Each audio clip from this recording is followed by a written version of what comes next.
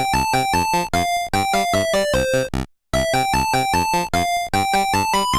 everyone, welcome back to another episode of the Retro Gamers Podcast, episode number 244. Larry here. And Anthony here. And what's up, my friend? How are you? What's up? I'm doing well. I'm all set up. I'm all settled. Yeah. Everything's good.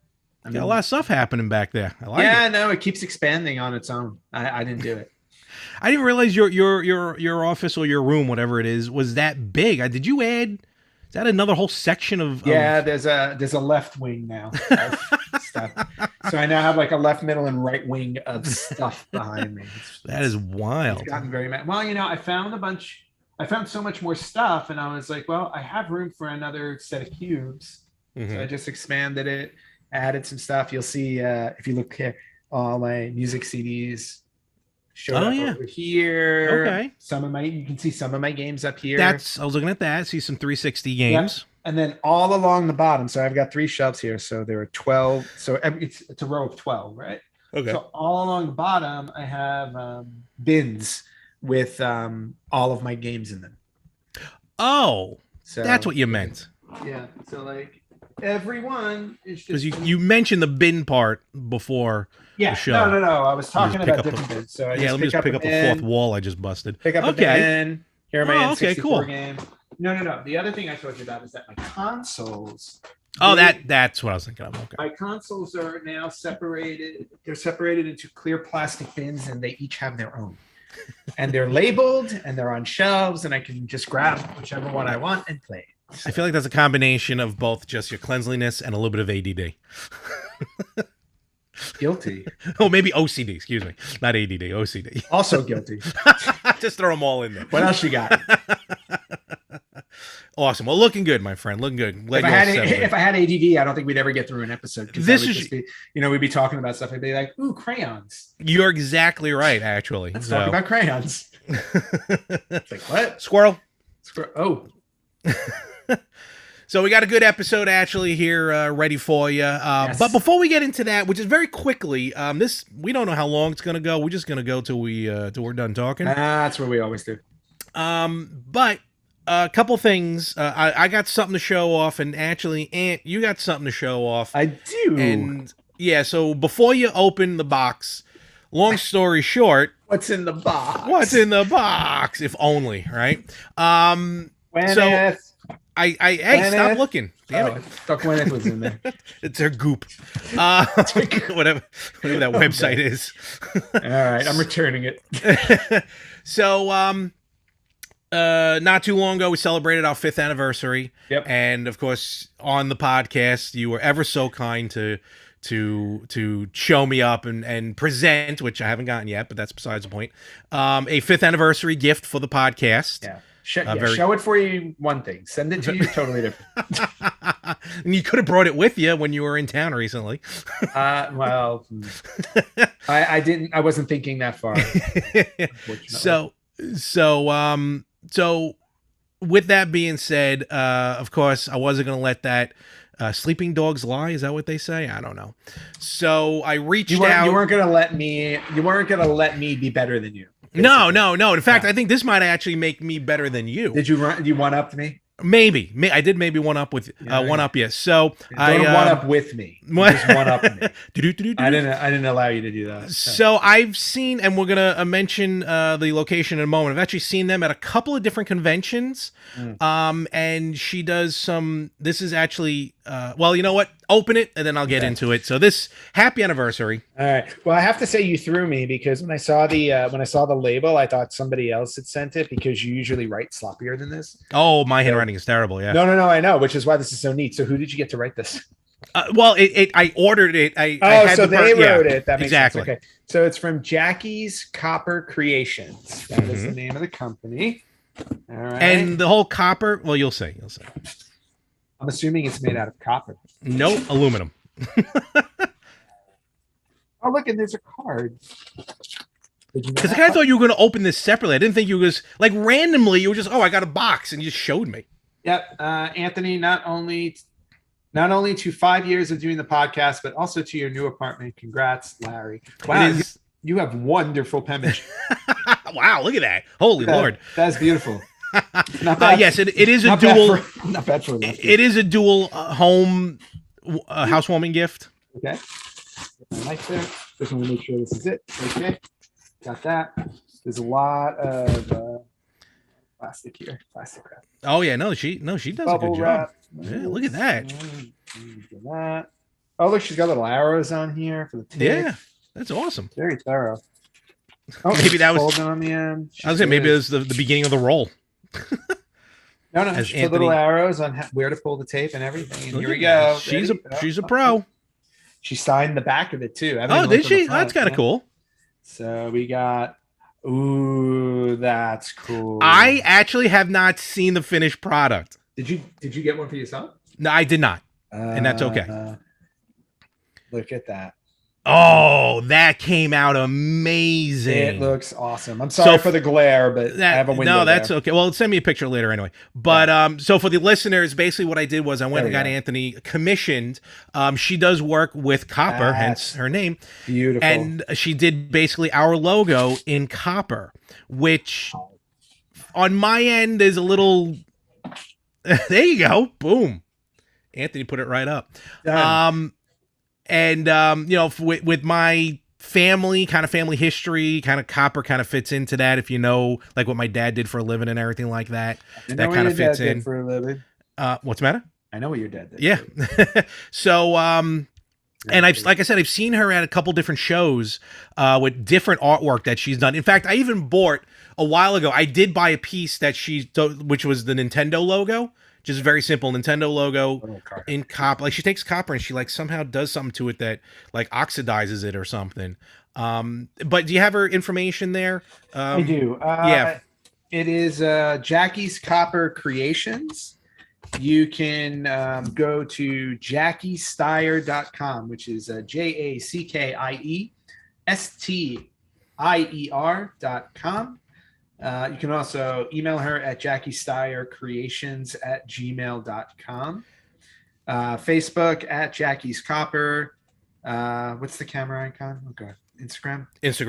At Copper_Jackie, and Pinterest Jackie Loves Copper. We'll put links. Yeah, and she threw in like a business card type of thing with kind of cool stuff. Some amazing stuff. Yeah, she's got some. Look at the Nightmare Before Christmas. The Punisher on the back. Very nice.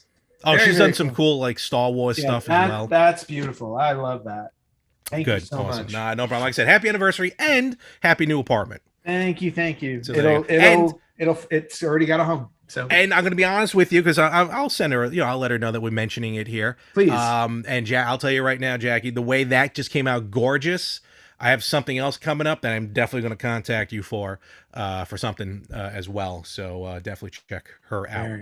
Yes, cool. Absolutely. Very cool. So with that being said, I also then, on top of that, got myself something that I want to show off real quick. You went shopping? You never go shopping. See, here's what happened. Long story short, I saw this maybe like a year and a half ago. And I'm like, I need to get this. But at the time, it was a little, not even expensive. I think it was priced correctly. I just really couldn't afford it. So then, cut a year later, they had a sale going on, if you will. I'm like, all right, this is a little bit better. And it is so odd and so different from what I normally get, but the theme of it is amazing, and it almost borders on more movie than video games, though there is a hint of a video game in here, the way it's done, and I'm just gonna show it right off the bat. So, oh my God. So this is a painted skate deck, skateboard designed like the hoverboard that's painted on it and in like 8-bit graphics. That's what he deals in. They did an 8-bit graphic version of it. Yep. Very cool. And I love this thing. I don't know how to hang it. Does it hover? Imagine. Well, but then it would have to hover like that. I just banged it on my mic. Yeah, I know. I heard it. So did everybody else listening and watching. If the paint fell off. You already broke it. And again, another situation where I've seen this guy. His name is, you can actually find him on Instagram, Square Painter. Oh, nice. Square Painter. Does some amazing video game art. again, 8-bit art, and he's done a few skate decks because trust me, it was either this or Skate or Die. Skate or Die would have been cool too. Now, Skate or Die, very cool. Mhm. I do have some non so fun memories of Skate or Die, actually, which I can get into in another session. But I opted for the hoverboard because it just kind of hits everything at the same time. I don't know where I'm putting it, but I just love it. I think it's time to put the pops away. I got to go through these as well. It's a whole nother ball game. So check out on Instagram, Square Painter. Just all one word, Square Painter. All right. Very cool guy. Very cool. So there you go. All right. So we got some stuff for the apartments. And with that, we're going to get right into it because really this episode from here on in is dedicated to one and only special retro birthday that we have happening. And what is that? Yeah, we on rare occasions we do feel it's necessary to focus an episode on just one special retro birthday, and this is definitely one of the best ones because August 23rd, 1991 gave North America the Super Nintendo. Yes. So 30 years ago. Absolutely. Monday, August 23rd. So we are doing the 30th retro birthday of the Super Nintendo. And in general, I mean, it's really just to celebrate 30 years of what was arguably one of the best consoles to ever come out. I mean, it was the one that was front and center in the console wars with the Sega Genesis. I mean, there was no hotter moment in the console wars as it was then, because as the years went on, it didn't so much become a console war as opposed to everybody's got their own little apartment, and they're all living. They're kind of all living peacefully now. I was like, but back then it was kill or be killed. So basically, yeah. So we are celebrating the follow up to probably the greatest console of all time, the Nintendo Entertainment System. Look, the NES brought us out of the video game crash. Yep. Honestly. And yeah, the Super Nintendo was just the next step. And as much as we're going to talk about some games, we'll talk about the hardware, we'll talk about a lot of stuff on here, including our memories. And, just first of all, when this hit, I was 11 at the time that this came out. You would have been, 13 probably? I was 13. 13. So right there, like with the NES, where we were kids, and maybe we didn't have, I'm not going to speak for you, but at least for me, didn't have full control over it, probably because being children and, parents looking over us and it was the 80s. So, basically, it was what it was, that we may not have been able to play as much as we wanted to play. But going into our teens or in our teens, for your sake, now we get a little bit more control. We get a little bit more freedom, quote unquote. Yep. I remember this system really being the first one in my room that I was able to play freely without having to ask, hey, can I get the TV and borrow so I could play Nintendo? Yeah. Nope, totally get that. I think for me, this was not the first. This was the second system that was in my room, because at a certain point, the NES wound up in my room. Mm-hmm. So when I got the Super Nintendo, it just hooked up there. And wow, I mean, that's probably when I started spending a lot of time in my room, and not for other reasons either. For this one specific reason, to play games. And because this was essentially the console also that we played as we both hit puberty. Basically, yeah. And like I said again, it's all about timing. Mm-hmm. And it just hit just right. But let's kind of get into the stats, if you will, of this wonderful system. I don't know if you have anything right off the bat. I have a bunch of stuff. What I really missed out on here. Where did it go? Well, here, I'll mention this. So mention something really quickly because I lost what I was gonna. So the Super Nintendo, never to be called SNES. Never. SNES. The Super NES, Super Nintendo, of course, North America, August 23rd, 1991. Came out in Japan, of course, in 1990. The latest release of the system was in Russia, which got it in November of 94. Yep. The lifespan of the system Now, here's what's weird. The lifespan of the system, I don't remember it going this long. And we're talking complete lifespan. Yes. So starting with the Super Famicom. From 1990 to 2003. Yeah. Well, remember, we talked about this a long time ago. We did. In Japan, consoles always hung around longer because people just still played them. The NES in Japan, I think, went until like 2001. So, but almost, right? I think it something did. like that, 2000 or 2001. In fact, so yeah, so it's not a surprise that it lasted this long. Granted, in North America, its lifespan was shorter. It was. Yeah, it ended. It was discontinued in 1999 in North America. But then, if you look, and then in Japan and in Korea and in Brazil, it discontinued in 03. Yeah, which is wild. Yeah, Japan discontinued it September 25th of 2003. That was the latest. I feel like I almost remember, and 1999. Yeah, we had sufficient internet at that point, or enough internet.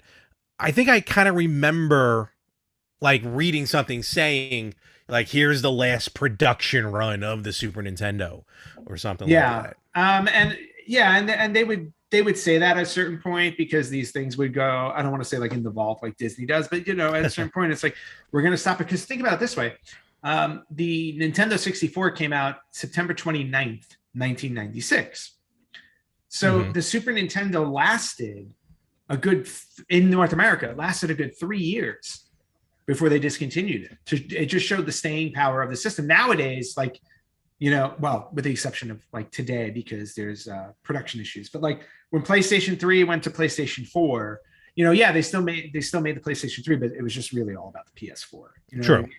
No, I definitely hear that. It's easier to leave a previous generation behind. So but back then, like, they just kept plugging away. It's like, as long as people are buying stuff, we'll keep selling it. So making the world go round. Yep. And then a few things about the Super Nintendo to throw out. You had mentioned a couple things in terms of its run and everything like that. But the launch titles for the Super Nintendo on August 23rd, 1991. Now, we're not counting Japanese launch. We're talking about North American launch. Yeah, this is the 30th of the North American launch. Yeah. This is 30th of the North American launch.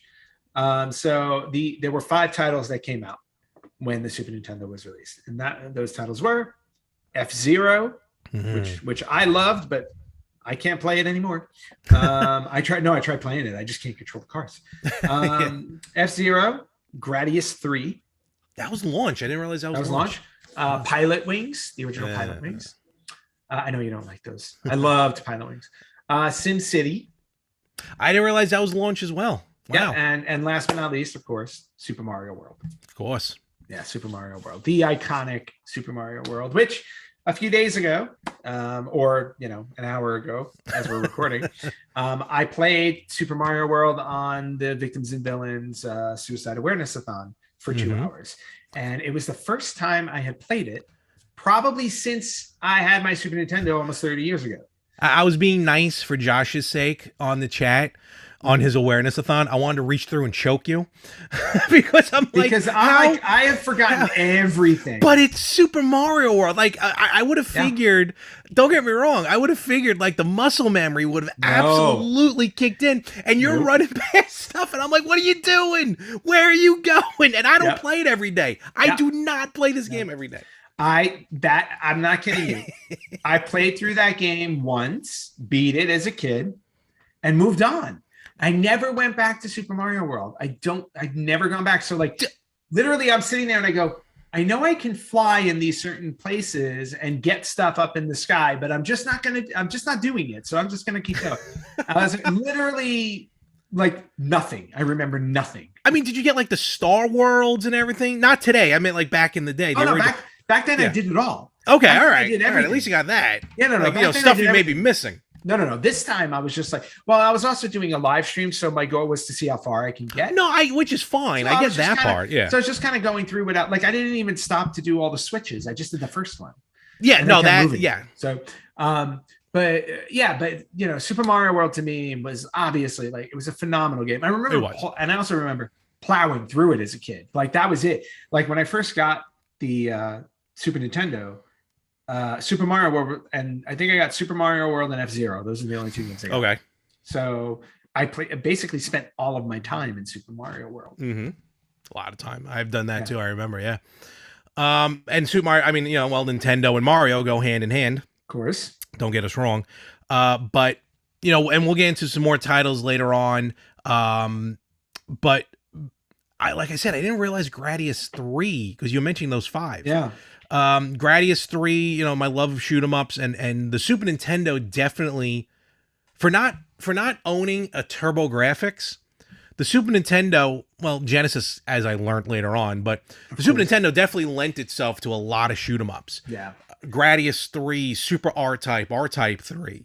A lot of games, luckily, that I was able to pick up again. Newer ones that I'm learning of now, like Earth Defense Force and stuff like that. I remember going through those. I went through Super Mario, but yeah, I remember playing Gradius 3 just ad nauseum to a point where I even remember. So this just flashed in my head. So it was like, I don't know, like maybe twice when I was a kid, my parents kind of just like overhauled my room, like completely just overhauled it. And there would be a point where like my TV was on the floor with the game systems, and I was basically living in a cot for like 2 weeks while they were redoing my room. Basically, nice. it was like ROTC. And I remember I had to put temporarily, of course, everything away, all my stuff, all my toys. And I remember really the only 2 games I held on to. One of them was Gradius 3. I honestly cannot remember what the other one was, and I'm pretty sure it wasn't like Super Mario or F-Zero or even Zelda. But definitely Gradius 3 was. I would just literally be on the floor just playing it. Boy, I just popped back. Boy, that was a wild time.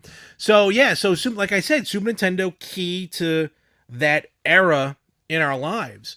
Yes, absolutely. And speaking of which, launched for $199, which seems like chump change nowadays, right? Compared to what systems are going for.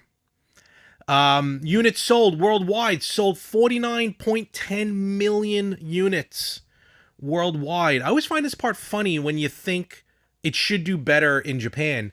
North America sold over 23 million units. Japan, just over 17 million units. Ah, interesting. Very interesting. Well, again, I also think at the time, I think they were really just they were still stuck on the Nintendo.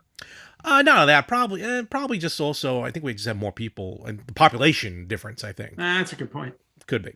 The Super Nintendo, which I never experienced. I don't know if you ever experienced, but the Super Nintendo was able to go online. Yep. Yep. Well, that's over in Japan. We had the X Band. Remember the X Band? I remember the X Band. I did not have it, so Neither did I. Play online. Neither did I. But we'll talk about a couple of games. If I did, I never would have met you. No. Probably true.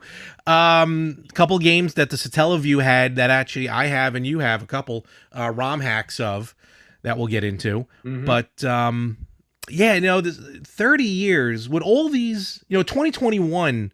It's really weird because 2021 has a lot of these like 15, 20, 25, 30, 35 anniversaries. Yeah, we're hitting a lot of them this year. A lot of them are this year.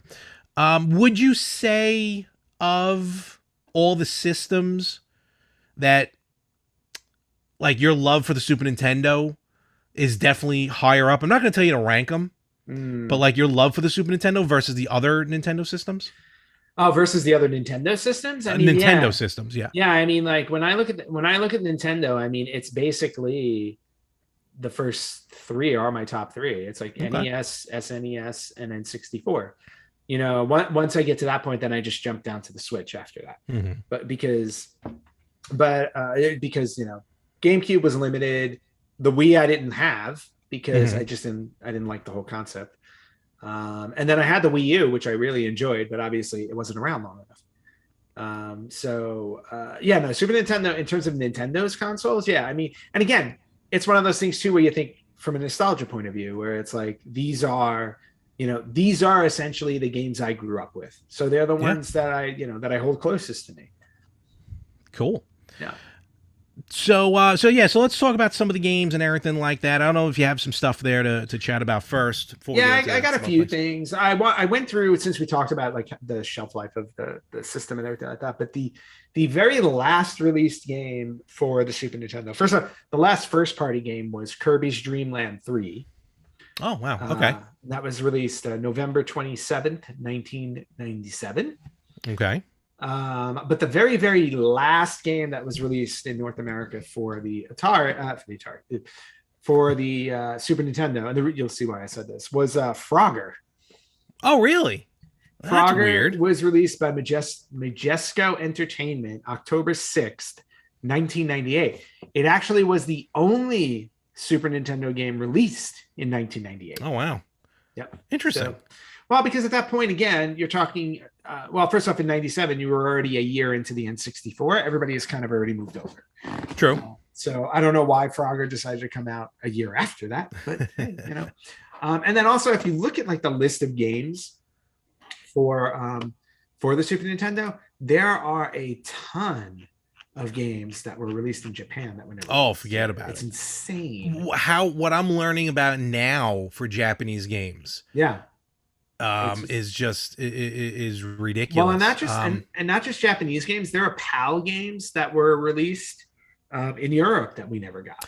You know what? You're right. I think because I have on order right now through Castlemania, I have a game called Undercover Cop. Yep. Which is a physical release on a Super Nintendo cartridge. Yep. Of a game, and I'm pretty sure because I mean, like, you know, our friends at Limited Run have put out Super Nintendo cartridges. Just recently, they put out Zombies Ate My Neighbor and Ghoul Patrol on SNES carts, which I ordered. And but I think Undercover Cops, which is like a beat 'em up akin to Final Fight, I'm pretty sure was PAL only at the time.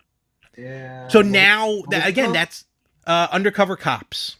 I'll tell you. Why can't I click? I click on the stupid thing. No, it was not just PAL only. Oh, all right, forget it then. But I was just looking through the list of PAL only games. I mean, there really aren't any. There's not that many that you're gonna know. Like, I found it interesting. Hanna-Barbera's Turbo Tunes was a PAL only release. Interesting. There was a James Pond 3.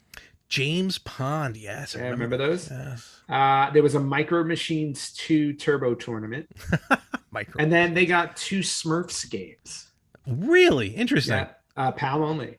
And then, of course, and then when you get to the list of Japanese only games, I mean, it's a long list. Super Fighter Pro Wrestling had like 1 million games. There's that really cool game that I bought, the one Fireman. Oh yes. Fireman. Which I think it's called Fireman. Yeah, it's called Fireman. It's an amazing game. Absolutely amazing. Like a great game. And I forgot I had this game until recently. I bought it with you when we were in LA when we went to that shop in Little Tokyo. Oh, I love that store. Remember that place? Yeah, it's still there. I bought a game for the Super Famicom called Parodius.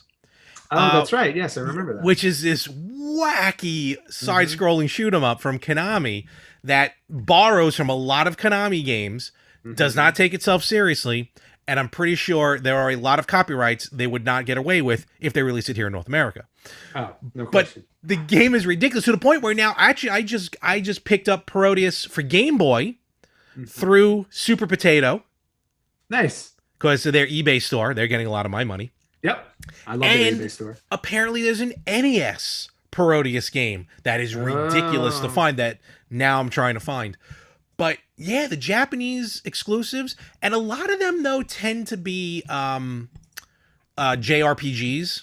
Yes. So it's a little harder. I mean, unless you know how to read and speak Japanese.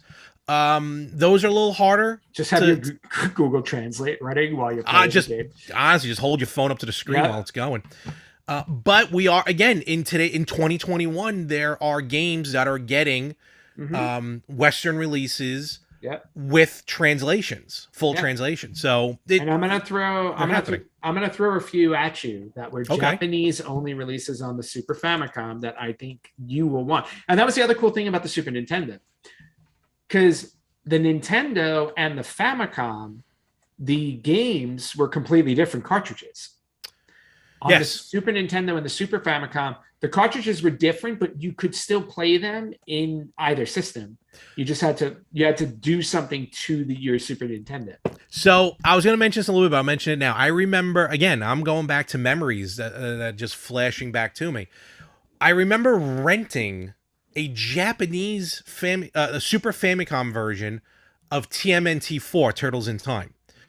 Don't ask me why, but the local rental store, back then, kids, you went to a store to rent a movie.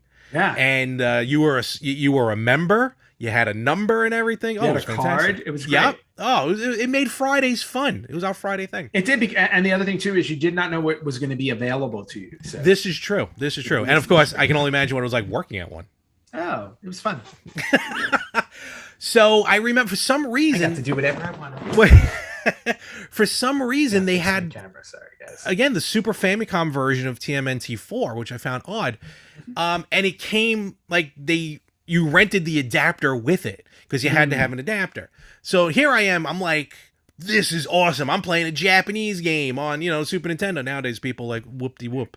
But back then, it was like, whoa. Yep. And then later on, you figure out it is very simple to mod your North American Super Nintendo to play Super Famicom games. Yeah, there was just like a little piece that you needed to There were out. 2 plastic pins that you just reach in with a pair of pliers and snap them off. Yep. And boom, you got a Super Famicom. Yep, which is great. Of course. Oh, totally. To own a Super Famicom. So which is very cool.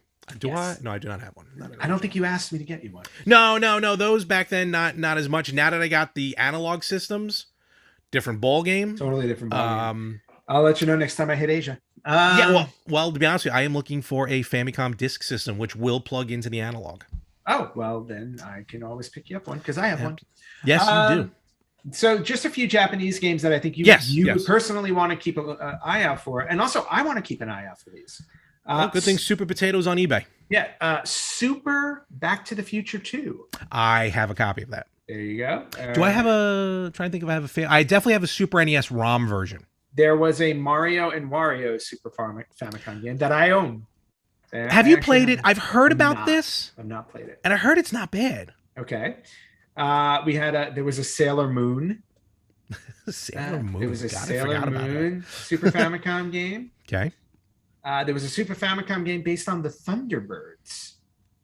Do you remember the Thunderbirds? Oh, the old animatronics? I think so. Yeah. Oh, wow. That's cool. You got that. You said Thunderbirds for a minute. I thought Silverhawks. I wish there was a Silverhawks game. Where are my Silverhawks? Tell me you have Silverhawks. I have it I have the first season on DVD. Oh, okay. Yeah. Didn't mean like an actual figure or something. Oh God, I should buy them on eBay. I had the whole set with the plane. I love it, and the plane would shoot the Silverhawks out, and their wings would open up. We do have ADD. I'm sorry. Getting back to it.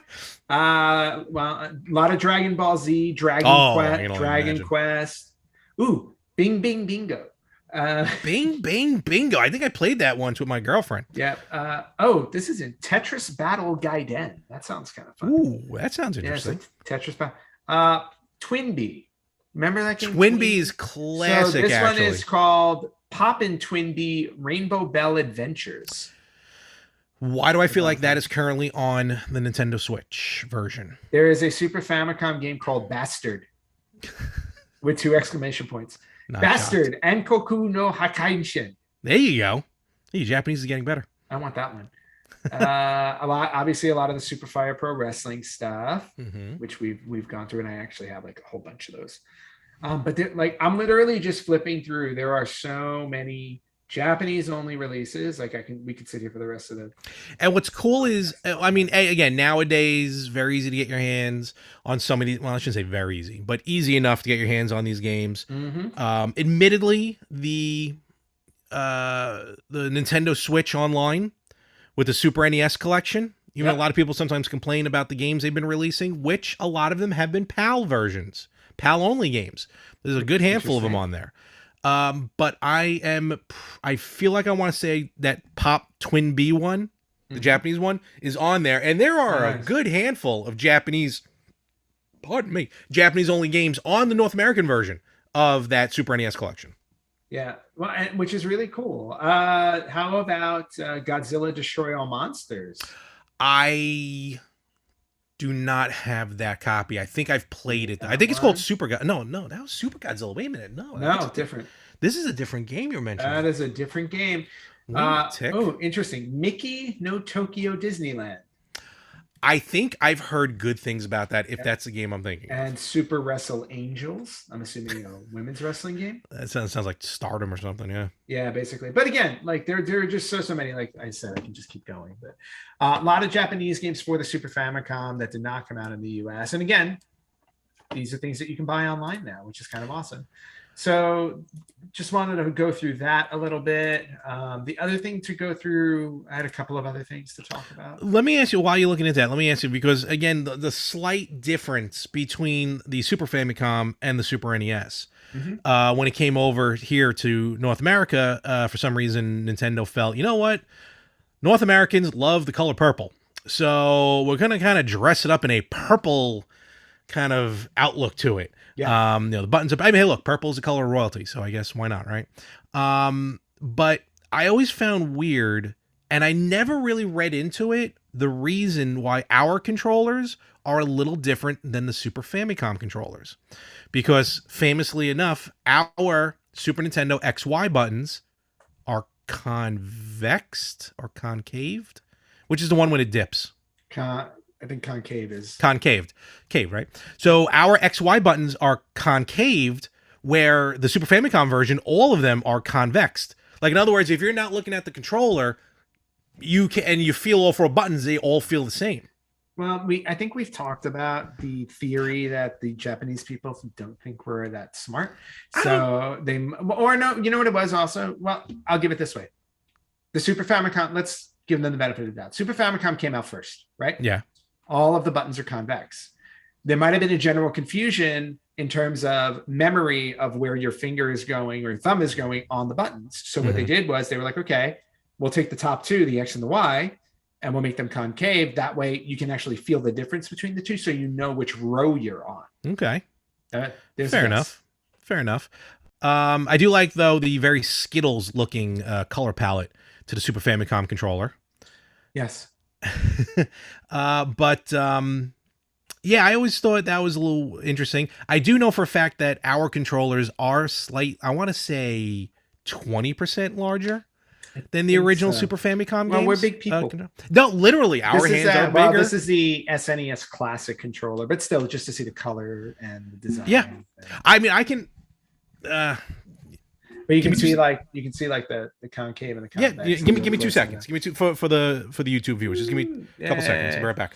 All right, Larry's going to step away because he thinks he knows where he put something, and Lord knows that's never always true. So just going to have to wait and see what he comes back with. And we'll also talk about, when Larry gets back, how Super Nintendo was the first console that the two of us played together, because we met in high school and it was at the height of the console wars. So, Larry, what did you grab? Just to show the actual comparison. There you go.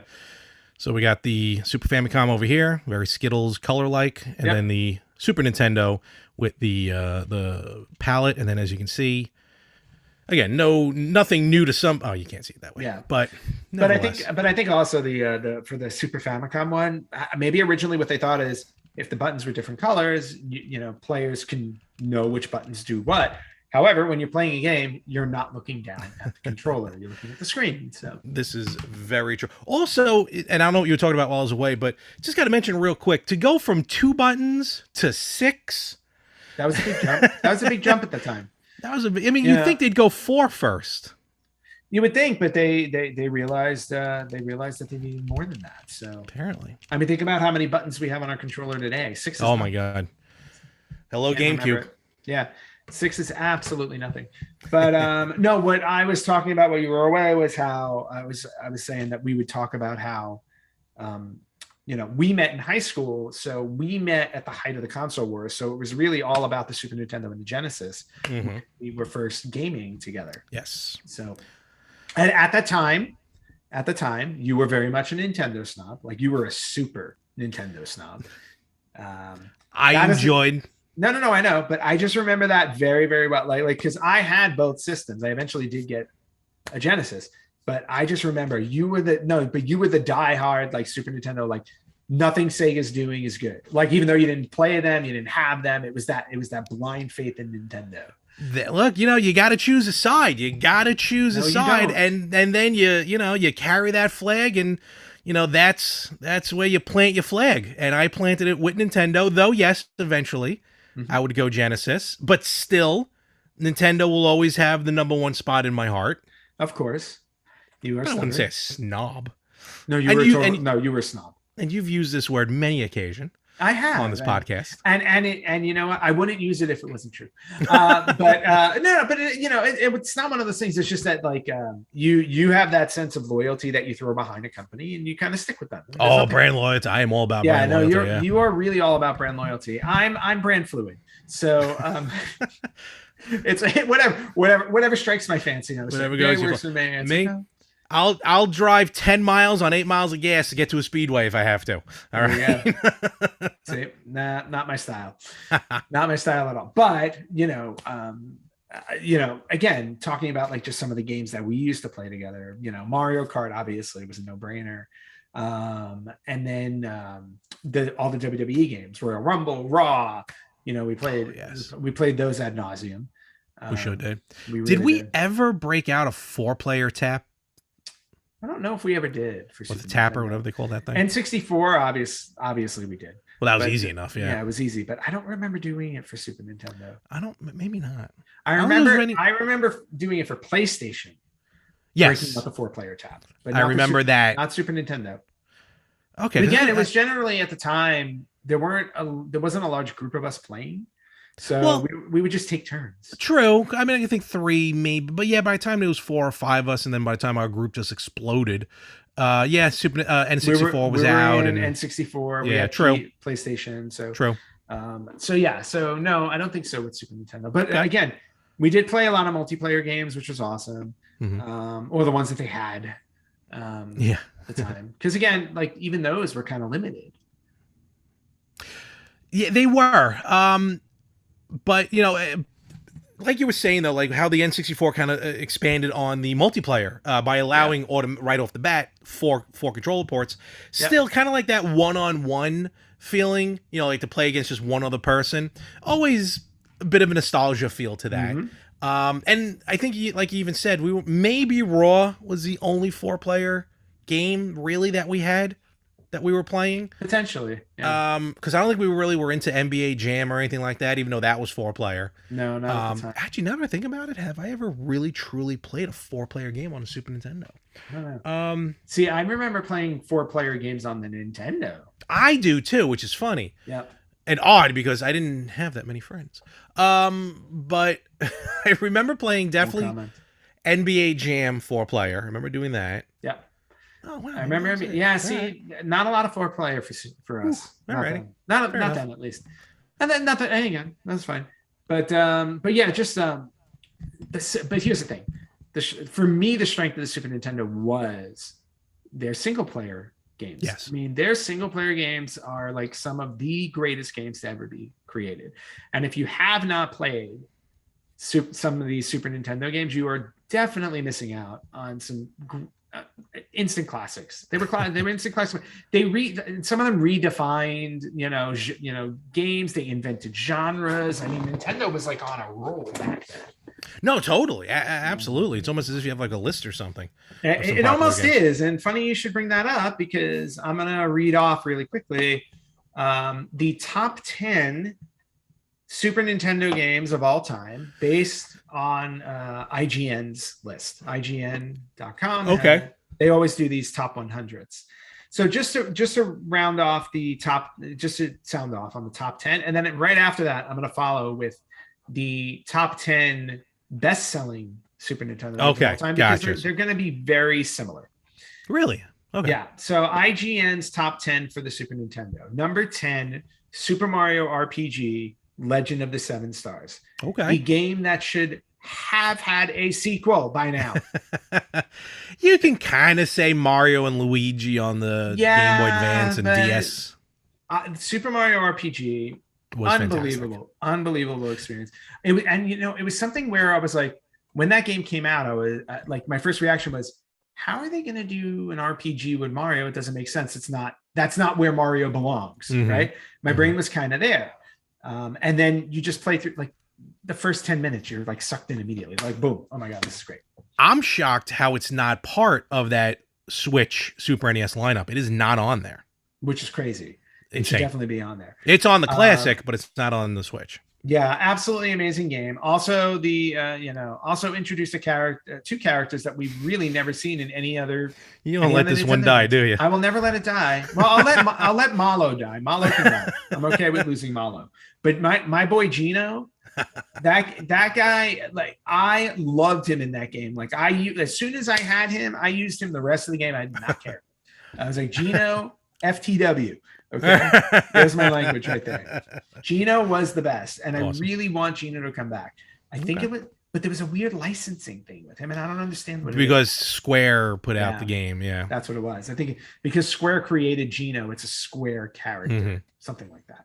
Anyway, that's number 10. Okay, number 9, Star Fox. Again, this is where Nintendo first really started playing around with 3D.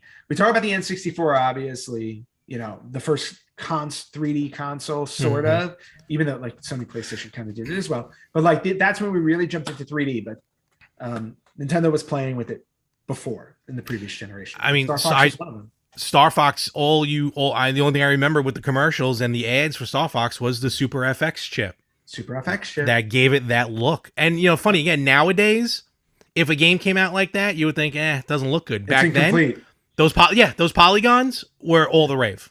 Yeah, well, because not only that, it's like it literally put you in the driver's seat where it's like a game like that was something that you only saw in the arcade. And now all of a sudden you're just getting this one's only available on a console. So completely revolutionary. Yep. Number 8 on IGN, Super Mario Kart. Again, there's not much you can say about this except Nintendo invented the go-kart genre. It really did. Essentially. And it's funny, you said in Super Mario RPG, like, how can they put Mario in an RPG game? How the hell are you going to put Mario in a kart racing game? They did it. Yeah, no, they did it. They said, hey, this could be fun. And again, you got that perspective where you're behind the car. So again, it was that far 3D perspective you were getting, which was great. So Super Mario Kart's number 8. Number 7 is the one game on the top 10. One of 2 games on the top 10 that I have not played at all. Okay. Super Mario World 2, Yoshi's Island. You never played that, really? I never went back to the Mario World after the first one. Fair enough. No, that game was good. I mean, it led to a bunch of more games after that with the Yoshi's Island and Yoshi's Story and stuff like that. But I remember that game. The only most annoying part though is that part whenever you lose Baby Mario and you just hear oh where the entire time. Until you get him back. But beyond that, the game mechanics, the gameplay, and the fact that, you're just shoving egg after egg after egg out of poor Yoshi to use as weapons. You had to take a break every now and again. Probably why you had a different color Yoshi at the end of every board. I can understand that. He was exhausted. All right. Number 6, Super Street Fighter 2 Turbo. Yes. When the first one came out, you're like, all right, Street Fighter 2, and then, the 12 other variations of Street Fighter 2. Championship Edition, and so on and so forth, But Turbo, I feel like Championship Edition Turbo or whatever, was always like the pinnacle one of that before they went to Super Street Fighter 2. And added 4 new characters. Because once they sped it up. Yep. I mean, that was it. It was like, oh God, this game's amazing. For the Super Nintendo, before Genesis got a 6-button controller, this was the only way to play a fighter on a home console. Exactly. Genesis kind of they messed up in the beginning on that. They were late to the party, yeah. Yep, a little late. Number 5 is the first Super Mario World. Fair. Wow, really? I would have thought that. Okay. I thought it would have been higher too, and we talked about Mario World earlier.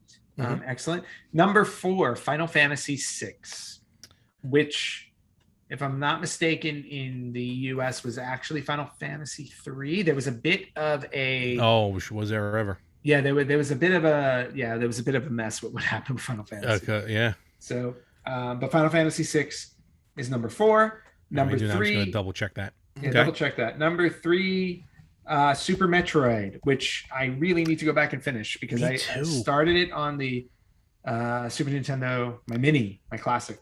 I gotta Real quick. Yeah, it is our Final Fantasy 3. right. Final Fantasy Okay. 6 in the US was 3. Right, in Japan. Yes. Super Metroid. Yes, with Yes. Metroid Dread getting ready to drop in a couple of months. Yep. And again, not because I hate it, but I just every time I go to start Super Metroid, just something else comes up and it goes to the wayside. But I get into it, and hopefully I'll be able to sit down and get through it. Super Metroid, I heard, is probably one of the best games, period. Yes. And I never really got to it. So Yeah. Well, there are 2 more best games, period, on the Ah. IGN list. Number Okay. 2, Chrono Trigger, and holy moly, is That's that your game favorite. amazing. Oh Yep. man, absolutely love it. There's only one game I like better than that on the Super Nintendo, and it's Oh. number 1 on this list. What could it be? But Chrono Trigger, yeah, absolutely. Like, first off, playing through a game of that magnitude and getting like there were like 10 different endings. I mean, so based on Yeah, what true. you did during that game, like you could get a completely different ending than your friend did. So it was kind of cool. Number 1, of course, Legend of Zelda: Link to the Past. Unbelievable. Could not ask for a better game. And do not make that noise. You should never make that noise. Oh, that's right. I forgot about Especially when I that. have it right here. If you can hear that. Legend of Zelda: Link to the Past, number 1, and rightfully so, because if you have not played Legend of Zelda: Link to the Past, you're missing out on one of the greatest adventure games ever made on any console. Oh, totally. Yep. Totally. So, and then we're gonna switch over now, like I said, to the top 10 best-selling games. Yeah, I'm curious how that's gonna go compared to the list that you just gave. Yeah, it's pretty close. So, number 10, Star Fox, Okay. 4 million units. Oh wow. Okay. Number 9, Street Fighter 2, Hyper Fighting, Okay. not Turbo, Hyper Fighting. I forget what order they all came out, Yep. but okay. 4.1 million. Okay. Number 8, Super Mario World 2, Yoshi's Island, 4.12 million. Ooh, okay. Number 7, and kind of low, in my opinion, Legend of Zelda: Link to the Past, 4.6 million. Really? Zelda games did not always get that high on the list, and I didn't understand why. That's They were always interesting. some of the best. Number 6, Donkey Kong Country 2, Diddy Kong's Quest, 5.1 million. Okay, I can kind of see that. Yep. Number 5, Street Fighter 2, The World Warrior. That was the first Street Fighter. Yes. 6.3 million. Nice. Number 4, Super Mario Kart, Okay. 8.76 million. That's a jump. Okay. Yep. Number 3, Donkey Kong Country, 9.3 million. I mean, just real quick to talk about Donkey Kong Country, those graphics, those 3D graphics, it looked like a completely different. It looked like a system from the future should have been playing it. Well, it basically looked like an N64 game. Yeah, you're right. 2 years before the N64 came out. Absolutely. So what Nintendo was able to do there was just amazing. And if you have, again, if you've never played the Donkey Kong Country series, check it out. Mm-hmm. Number 2, and this doesn't surprise me at all either, because Nintendo, again, they know how to sell nostalgia. You will buy the same game for Nintendo over and over again. Number 2, Super Mario All-Stars, 10.5 million. To be fair, it had 1 new game in it. It had 1 new game to us, and it was the first time really that we saw some old games get a graphical upgrade. Yes. Nowadays it's expected, Yeah. but back then, the big thing about Mario All-Stars is we finally got to play Super Mario Brothers 2, the Japanese version. True, lost levels for us. Which I still haven't played. Neither have I. I've never beaten it. But still, that nostalgia. No, I've never played you never played it, period? No, I haven't even played it. Really? I owned All-Stars. That's all right. That's odd. Which is that's weird. But I just want to say real quick, just with All-Stars again, I think that feel of nostalgia, because I remember when I wanted it, it was kind of more like, oh, this is cool to see these games again in this new version, like this 16-bit. And then Lost Levels is what it is. And then I remember later on I ended up buying the Ninja Gaiden trilogy on Super Nintendo, which was 1, 2, and 3, because I never owned them originally. I put it in, I'm like, these are just the original games. There was no graphical upgrade. And I was like, All-Stars, you ruined everything else for me. Yeah. And they continue to do so. They should. And of course, number 1, no surprise, Super Mario World, 20.6 million. That's what happens when you're a pack-in game. That's very true. But so that is the list. Sadly, Super Mario RPG only sold 2.1, and Chrono Trigger only sold 2 million. Ooh. So Yeah, well, a bit I lower can see on the that for an list. RPG. No offense. They made top 20 though, Yeah. which was nice. Okay, so those were the two lists I wanted to say back to back because they were kind of similar. Okay. Let me ask you this, and we'll Yep. probably actually at this point, I think we're gonna go a little long to let people know, As which we is have fine. been doing lately. Did you ever have a lot of peripherals? Peripherals? Peripherals. Did you have any? Peripherals. Like, did you truly have any for the Super Nintendo? Because they had a few interesting ones. And I'm not really talking third party. I am actually going to talk first party. Yeah, the only one that I think I really had was the mouse for Mario Paint. Okay, which that was one of the first ones to mention. And Mario Paint was probably the first game that I saved up my own money for and purchased on my own, not just getting a game. Were you disappointed? With what, Mario Paint? Yeah. No, actually I wasn't. Oh, okay, good. I mean, I'm not an artist at all, but I don't know. Look, one day we're gonna get your video on here. Oh, the music video. Just don't tell Queen. That's all. Yeah, well, but if I put it online, they're gonna pull it for the license rights. I told you we will re-record the music itself, and we'll sing Queen, and I think that will be legal. Okay, sounds good. But yes, it came with the mouse. The mouse was a very cool add-on to it with that really rigid, thick plastic mouse pad, which I always find funny today, thinking about it. I do remember once in a blue moon, on one of these like classic video game pages on Facebook or on Instagram or something, they'll always put up the like, what is this thing? And ultimately it was the trackball cleaner for the mouse. And I remember like cleaning the mouse often. But funny enough though, I can't remember owning another game that I used the mouse for. And there were games, don't get me wrong. Oh no, I only had Mario Paint. Yeah, me too. Anything else that used the mouse? I think I only had Mario Paint. And now that I think about Mario Paint, I got to look into it. I have just real quick, the soundtrack when Mystery Science Theater 3000 came back to Netflix a few years ago. Yep. And then they put out like, a soundtrack for the season or whatever. There was a version of the theme song that I am, even though they don't mention it outright, I am like 97% sure they did it on Mario Paint, because like you hear the dog bark, you hear like that like couple of squeaks or whatever in the music portion of Mario Paint. You should Paint. ask them. I don't know why I never really went back and look into it. Yeah, I gotta go. Shoot them an email and be like, hey. Definitely. But yeah, the mouse was one thing. As much as the Super Nintendo was the jacked up big brother of the Nintendo, so did the gun have to be. The NES just had a normal zapper. The Super Nintendo had to have a bazooka. The Super Scope. Yes. The Super Scope. And the Super Scope 6 cartridge. I did not like the Super Scope. I did not have the Super Scope. I was not crazy about the Super Scope. You had the way you had to set it up, almost like you had to set it up like the Power Glove. You had to put sensors around the TV and everything. Oh, it's just such a hump. But never worried about it because I never had it. And to me, the greatest first party peripheral for the Super Nintendo was me actually truly trying to say that word correctly. Was the Super Game Boy. Yes. And you could say accessory. Yeah, I could. I didn't. No. Instead you said peripheral. I tried to say it. The Super Game Boy. Super Game Boy literally overnight with one purchase like quadrupled your library of gaming. Yep. And forget about just the Super Game Boy games that were available. I took advantage of it, like with the custom colors and custom borders. Just any game, because just to go back to it real quick, and not with the Game Boy or whatever, but you always had like that motion, like almost like a shadow motion whenever the games played. Yeah. So like it just wasn't always a smooth transition. Look, it was 89, it was 1990, whatever. But then when you put that same game into the Super Game Boy and you played it on, forget about the big screen, just when you played it and it just moved more fluidly, more seamlessly, it unlocked the same game I've been playing, but just made it feel completely different for the better. So Super Game Boy is always cool. I've actually been eyeing a Super Game Boy 2 on eBay, which really just long story short, kind of matches the processing speed to what the Game Boy was, because Super Nintendo was actually a little less, even though I never noticed that. But I haven't pulled the trigger on that yet.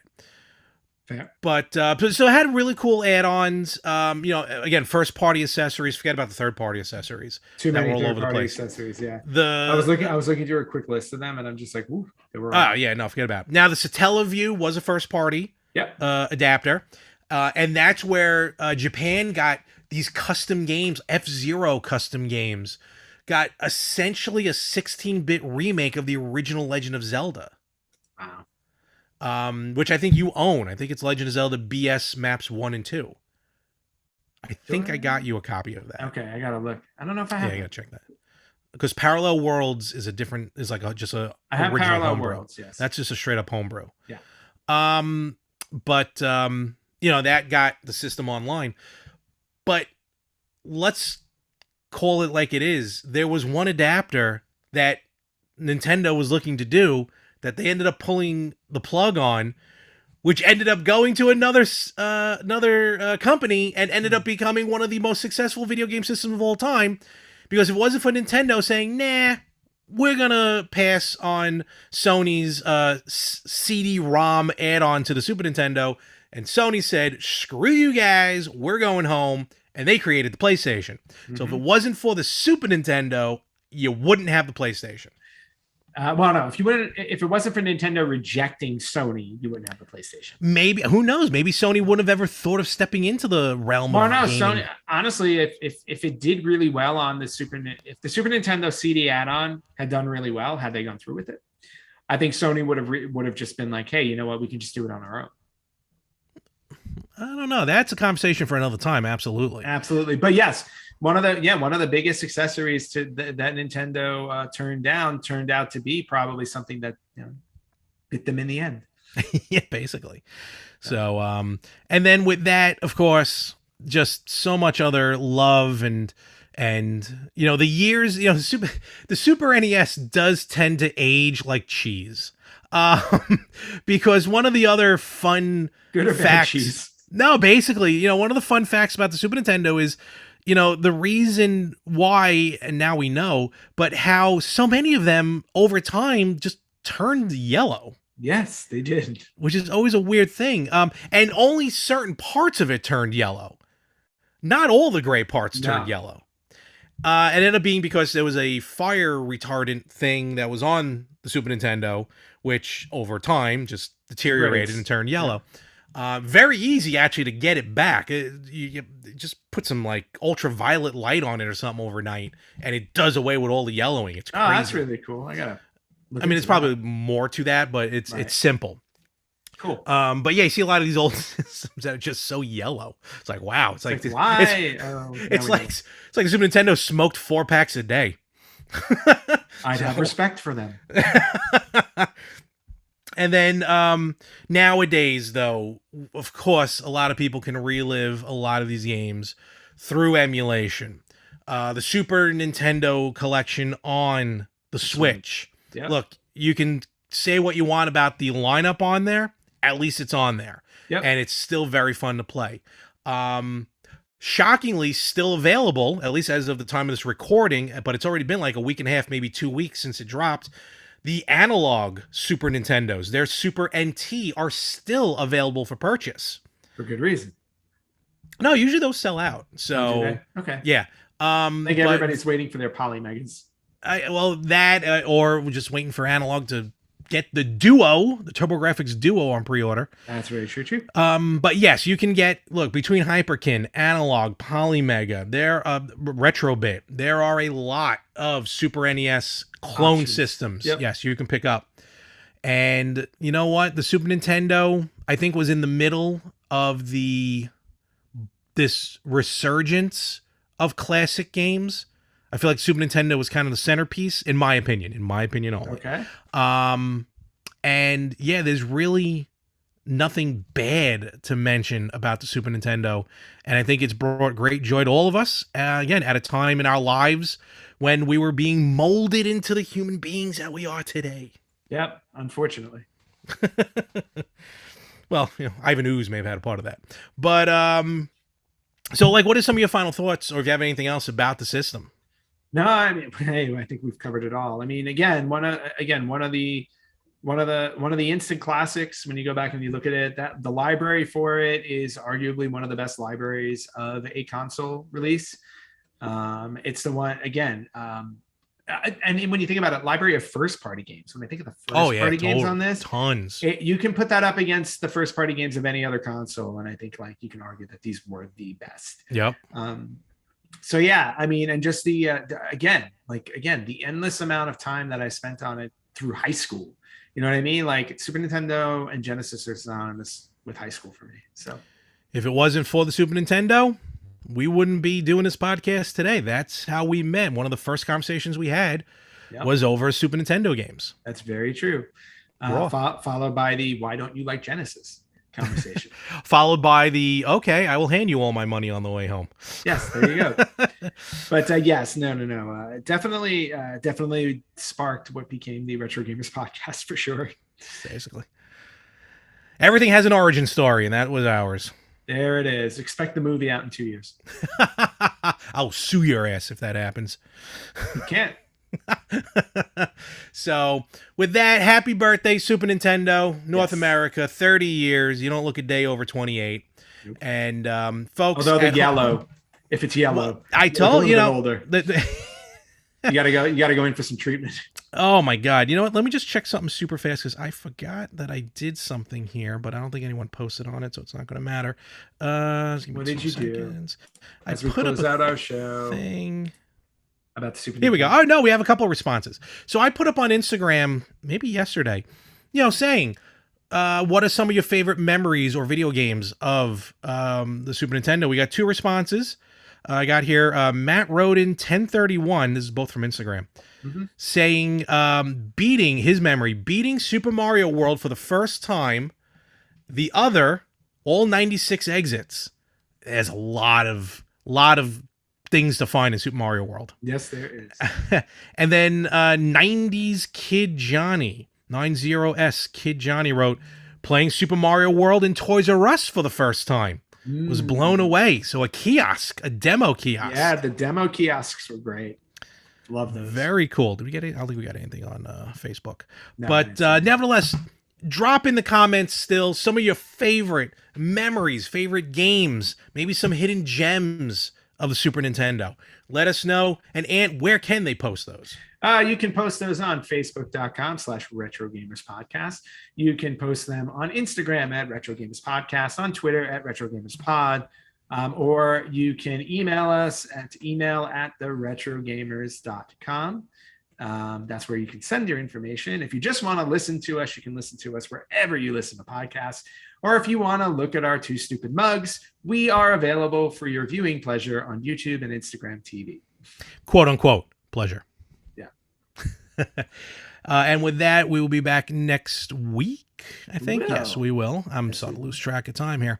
I actually feel like today's a Sunday, so it's all weird. All righty. And enjoy your day. You do the same. And folks, we will catch you everywhere next week on the Retro Gamers Podcast.